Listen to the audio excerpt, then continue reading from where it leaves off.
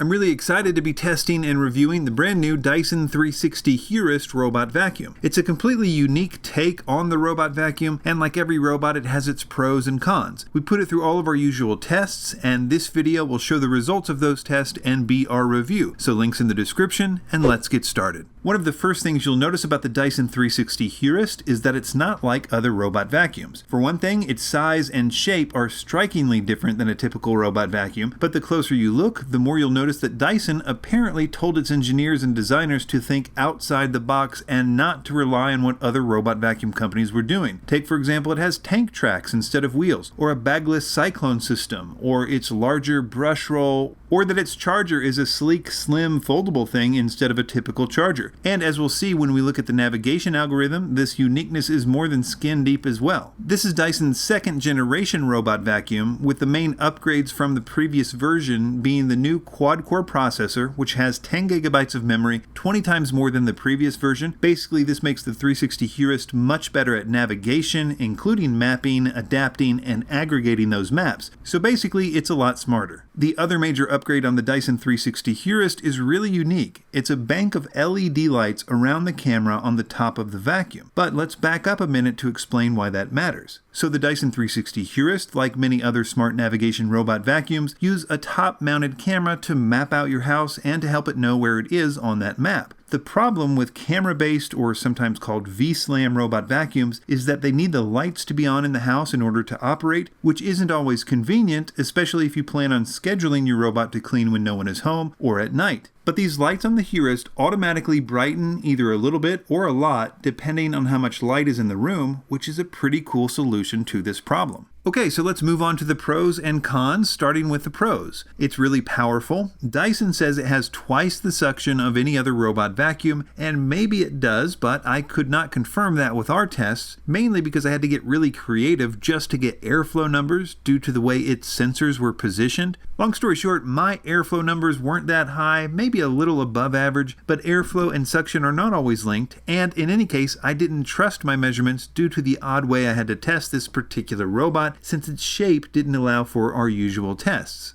That being said, the Dyson 360 Heurist had easily the best performance on the crevice pickup test that I've ever seen, picking up all of the debris in all of the crevices virtually as soon as it touched it. This is extremely rare, as most robot vacuums can only pick up a fraction of this debris. To be fair, the great showing here is almost certainly to do with the way the cleaner head is shaped. That is, it's really close to the ground and makes a really good seal on hard floors. Its ability to deep clean carpets was also really good. We embed sand into medium pile carpet to see how much it can pick up, and the Dyson 360 got an extremely high score of 80%, which is very good for a robot vacuum. In fact, I think it's the first non-Roomba I've tested to get that high. Now, I won't say the rest of the stuff I have to say about the Heurist is negative. There is some really good stuff mixed in here too, but for the most part, we'll be moving on to the cons. Its pickup ability on hard floors and carpet was mixed. On the one hand, I thought it did exceptionally well with picking up everything from fine debris to larger debris on carpet and hard floors. I was especially impressed with its ability to pick up fine debris very cleanly,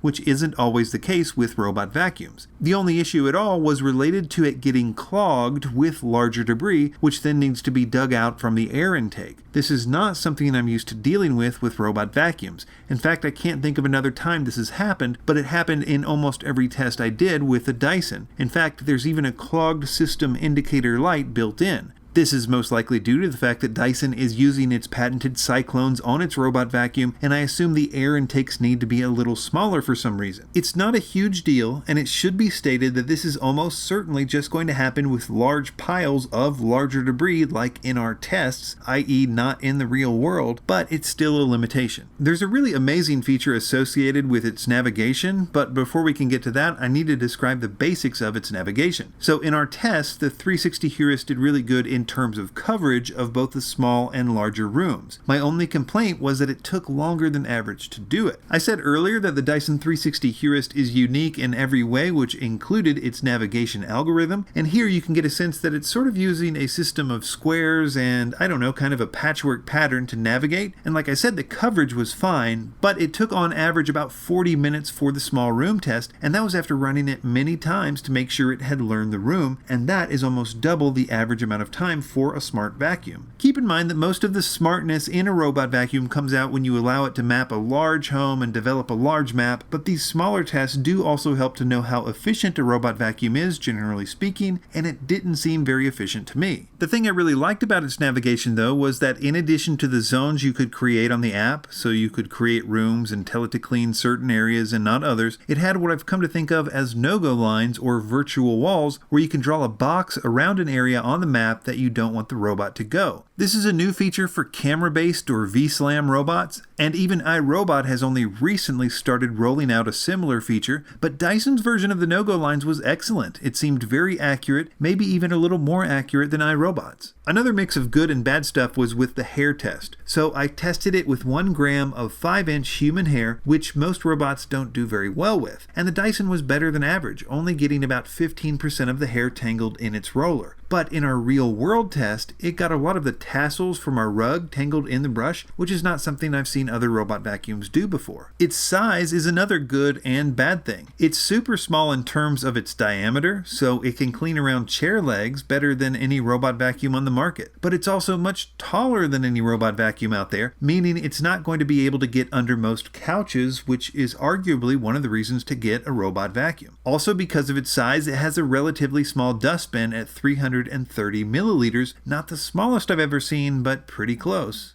Another con is that apparently this fairly unique robot vacuum is not going to be released in the US. I know it's in Japan and Canada, and apparently this robot was designed for a certain home type, and that's the reason for the limited release, though I have heard that they're working on a robot vacuum to be released in the US at a later time. So to me, the Dyson 360 Heurist is a mix of awesome innovation as well as a few things that could use improvement. But one thing is for sure, Dyson engineers are marching to a different beat than all of their competitors, and I hope that means great things for the future. Links in the description, and thanks for watching.